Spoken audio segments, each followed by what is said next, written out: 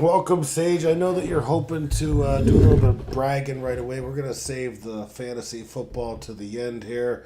We're actually going to kick things off with baseball, even though I know you guys want to get into the Eagles, Chargers games and all that. But we do have the winter meetings going on. So what happened today at the winter meetings? Not anything substantial. There's just a rumor going around that Kyle Schwarber is going to potentially sign his contract with whoever. I'm predicting Philadelphia before the winter meetings conclude, which would be the 10th. So look for that, because once Kyle Schwarber does sign, it seems like that's where a lot of other people are going to pivot to their backup plans, whether that be signing lesser free agents, making trades, that sort of thing. Tampa Bay, who just signed Cedric Mullins not long ago, are looking to bolster their bullpen. It looks like they have landed Steven Matz, or are about to. Steven Matz, former Blue Jay, who was a starter, has found success, I think, the last 2 years since they converted him to the bullpen. He's been like a 3 ERA. Has no fantasy value whatsoever, but a good addition if you're trying to improve your team in real life. So there's the baseball. Let's get to the football, and I don't even know where to start with this game. There were too many turnovers in the game. I lost track of the turnovers. I know Jalen Hurts had, I think, 4 interceptions, and he also had a fumble on a recovery that someone fucked up. I can't even recall what happened. He had a 31.2 rating tonight. Was only sacked 1 time. I don't know. I don't really know what to say about Jalen Hurts. Jalen Hurts is extremely pedestrian. He does not look through his reads at all. He stares people down, makes it easy for people to jump up. I'm surprised he only had 2 or 3 picks entering this game, but that's because he's sheltered behind the Eagles' offensive line, behind a running attack. I get it hasn't been as good this year, but Jalen Hurts is not a good quarterback. Jalen Hurts is not someone you pay $50 million per year. He's not a guy you can ask to lead an offense. Jalen Hurts is exactly who I thought he was.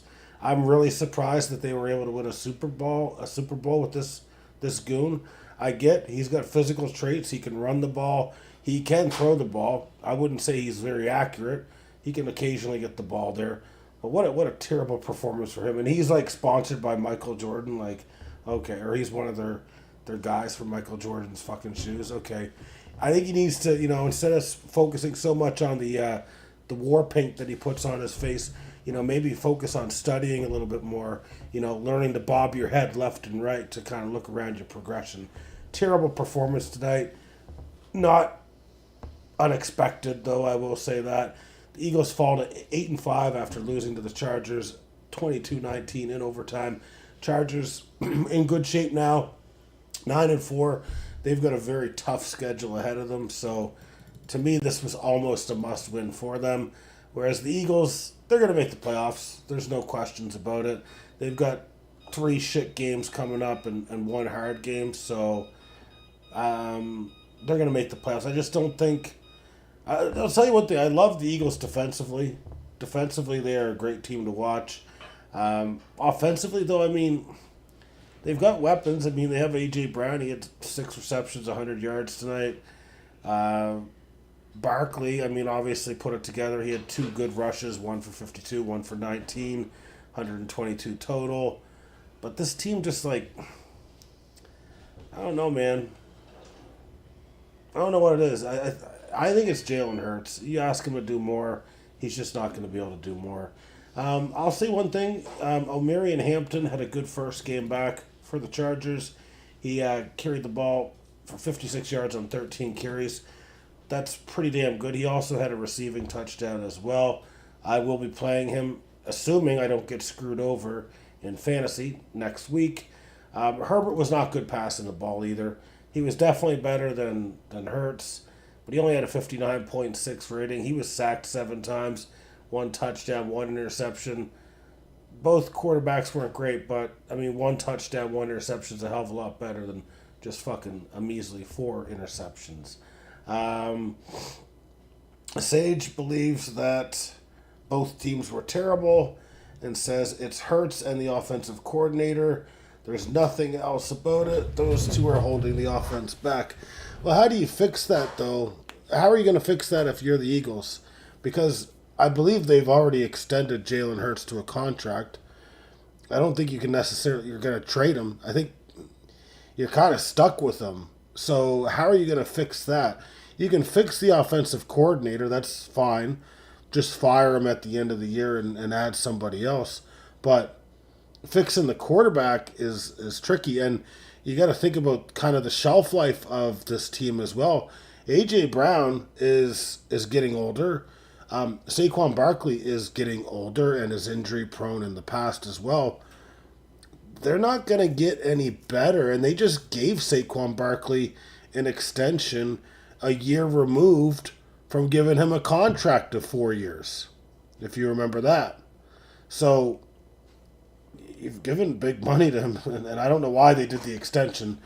It's like a goodwill gesture, but at the same time, goodwill can go straight to fucking hell. Goodwill Hunting, good bullshit. Fuck Matt Damon, fuck Ben Affleck, fuck them all. Sage says, if the plays are designed good, they can excuse the mediocre QB play.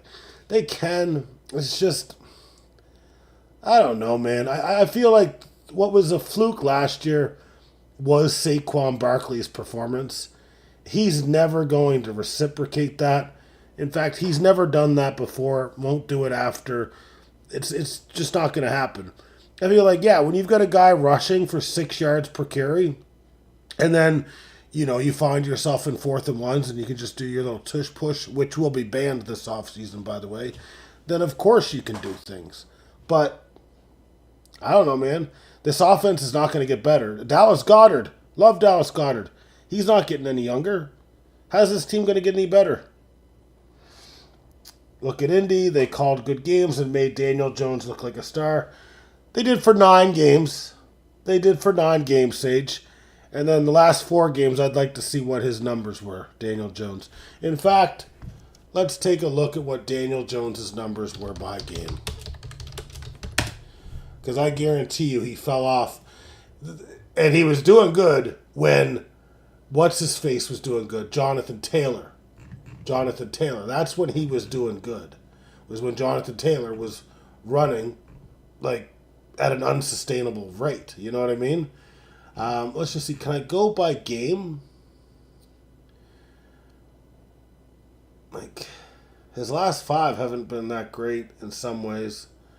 2 bad ones, 3 good ones, but the QBR and the one of the good ones not so great. So it's tough to say. I don't trust Daniel Jones whatsoever. Well, yeah, and it's kind of funny that this is bullshit. This kind of shows you what a bullshit, dumb fuckery organization the Colts are. The fact that they're trying to, salvage their quarterback situation by calling someone who's, 4.5 years removed from being a quarterback in Phillip Rivers is absolutely astonishing. Are you kidding me? You're gonna call Phillip Rivers, he's gonna be up for Hall of Fame if he does not come back. So, okay, that makes no sense whatsoever. You're better off signing someone from the fucking practice squad. I don't care. He's not even familiar with that offense. I don't think he was under Shane Steichen, so fuck off. Hurts has weapons around him. I agree. He's got a great offensive line. He's got great weapons. But Kellen Moore, I think, yes, did improve their team. But at the end of the day, Saquon Barkley is what made that thing go around. If Saquon Barkley isn't rushing 6 yards per carry, which will never happen again, he probably might not even do 5 yards per carry again. If he's only doing like 4 to 4.5, you don't have to be so honed in on the run where it opens up Devontae Smith and A.J. Brown on the outside, or, Dallas Goedert on the inside. You know what I mean? And some of these designed runs, too, for Jalen Hurts look awful. They absolutely look atrocious. They're definitely not as good as they were last year. In fact, I think last year it was 8 to 11 yards per carry. This year, 3.6. It's like, it's called regression to the mean. You know what I mean? Like, this was never sustainable. They had a great year, and that's all there is to it. You know what's sad about the Eagles, though, Sage? It is nice to see them do bad, and this is not, to me, going to be their year. Like, their defense scares the shit out of me. I'll be honest about that. But this is not going to be their year, I don't think. Because think about, like, the Rams and the Seahawks and the Packers. Those teams are two-way. They can beat you on each side. And I get we lost to the Eagles. That's fine. But now we'll have home field advantage against them. Unless we fall from our number 1 seed of the NFC North. They might get hammered. I don't know about get hammered.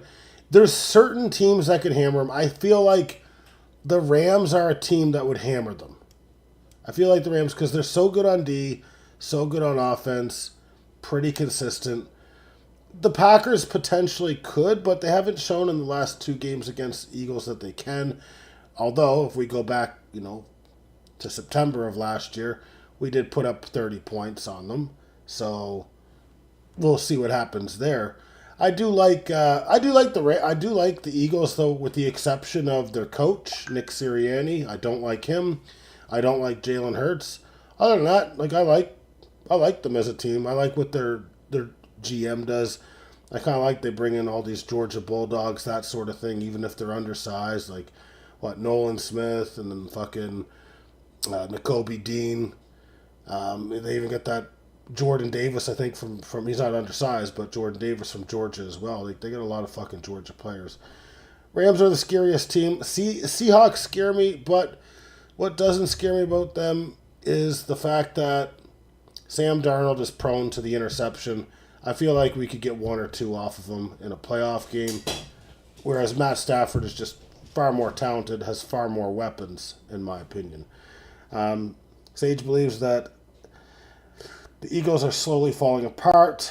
If the Cowboys didn't start so slow, I agree, they'd probably be winning the division, especially if they could have won that last game. Rams are definitely the team to beat. That's why they're 10-3. It can happen. It's going to be interesting, though. It's going to be interesting to see what happens. But yeah, any other notable performances? I mean, Kamani Vidal was the best receiver for the fucking Chargers tonight. 60 yards on 1 reception. Other than that, the Chargers didn't have anyone go more than 22 yards receiving. Justin Herbert, I mean, he played hard. 66 yards on 10 carries with a broken hand. Obviously a banged up elbow. So good on him for kind of playing through it. But we do need to get to another league known as the Juicery. We don't know what has unfolded there, so I am going to bring up the Juicery, and we're going to discuss the end of week results here. I know you guys are looking forward to this. Barring, let me read something. Hurts has a better rating than Rodgers, despite Rodgers having 7 games over 100 rating, and Hurts has 5 games over 100 rating. Weird. Well, it's just because he didn't turn the ball over. Honestly. He only threw for 3,000 yards last year. Let's not kid ourselves. So in your best season, you fucking ran the ball or you pass the ball for like fucking 2,900 yards. It's fucking awful. And I have not lost. I have come back to conquer. I'm here to stay. I'm the people's champion, the people's voice. I won 297.63 to 283.31. There was never any doubt, not from me anyway. I knew that the crew would get it together. We got our captain, Joe Burrow, back. We got O'Meara Hampton coming back this week. I like the look of our team. Now, if I don't make the playoffs after going 6-8, and there's two other teams out there, who's the other fucking team? Who won? Let's get to it. Okay, so we know I won my match. I'm 6-8. Scary team to face. Tommy Callahan's Auto Parts survived 326.69 to 324.1 against Deflate These Balls to secure a bye. And I can say Nakobe Dean only needed 2 more tackles. And you know what's funny? He had 2 sacks that he whiffed on. So it was that close, Sage. You must have felt it. You must have felt it. You must have felt that there, and then it went to overtime too. So in overtime, a pass defended would have literally closed out the game. That was a close game. That was the highest scoring game of the week. The second highest scoring game of the week was me beating the shit out of TDs in your face by 14. And then we get into the amateurs. I don't care. Patrick Pigskins is in first place. She lost to Tim Tebow's Bible Club, 253 to 248. You can't be going into the playoffs losing to a fucking last place team. So, Katrina, you're in trouble. That's all I have to say there. And then our other team that wins here, we've got Butt Fumble Safety beating down Hard Count and Net, 231 to 219. So I have outscored both Butt Fumble Safety and Hard Count and Net by a large margin. I want to know if I'm in the playoffs because I feel like I'm going to get screwed out. So I would like this answer right now on stream. Yeah, Katrina lost big. That is a big loss. Well, she had Patrick Mahomes going, right? So Patrick Mahomes didn't necessarily do very good. And if you guys are in here listening, hit the fucking like button, okay? I shouldn't have to tell you every fucking stream. I'm going to go through my season. And I'm going to see, because all I have to do is beat Mother, I think. If I beat her in the season, there's no way I fucking lose. Let's see here. Okay. First week, Tim Tebow. Okay. Second week, Butt Fumble Safety got me. And then rivalry week, Sage fucked me up with the David Montgomery bullshit. Then I lost scoring 292 when Sage was scoring 233. Fuck that bullshit. Then Dan beat me. Mother beat me. Okay. Then I put up 404. Am I the only one in the league that's put up over 400 twice? I think so. Okay, I beat Butt Fumble Safety there. He beat me the other time, though. Oh, dear God. I put up fucking 413.68 against Mother in week 13. Okay, there's no questions asked. I am in the fucking playoffs, and if I'm not, that's fucking bullshit, because me and Mom split. I've got more points than her, and head-to-head, I scored more points. So I'm in the fucking playoffs. That's all there is to it. And you better look out, because I'm fucking coming to town. Tomorrow's going to be interesting to see the bracket. The bracket theoretically should be Patrick Pigskins and Tommy Callahan as on buys as the 1-2 seeds. Dan would be the 3 seed. TDs in your face would remain as the 4 seed. And then I believe I should pivot up to 5th place. Butt Fumble Safety should stay in 6th because I was 1-1 against him as well. Scored more points. So, and I believe it's based on points for. So I believe that means Deflate These Balls will go up against Butt Fumble Safety, and then there will be a rematch between myself and TD's In Your Face. I think that's how the matchup will be. All I know is there's a juggernaut in town, and it took us a little while to figure it out. We had a new playbook this year. You know, the verbiage was, a little different. We were kind of going from a Hebrew text. So it took us a little while to decipher it, but we're ready. We're battle tested. And, a dynasty has survived tonight, and that's the main thing. Sage, I swear to God, I know what you're saying here. Listen, this is Yahoo. We never know. No. Sage, I've put up fucking over 400 points twice this year. You haven't done that, bitch. Plus, you had your fake-ass David Montgomery bullshit. I'd be 7-7 if it wasn't for that. And he should have just took a knee like any normal team. But, oh, yeah, Dan Campbell's just a fucking madman. Oh, yeah, let's just fucking run up scores and be complete fucking pricks. Anyways, I'd watch out what you say, Sage. Because I swear to God, I'm fucking coming for you. I don't care about beating anyone else. I'll beat you. I hope the seeding works out so that, yeah, when you come off your bye, it's me versus you, mano-a-mano, and I'll lay the fucking smack down.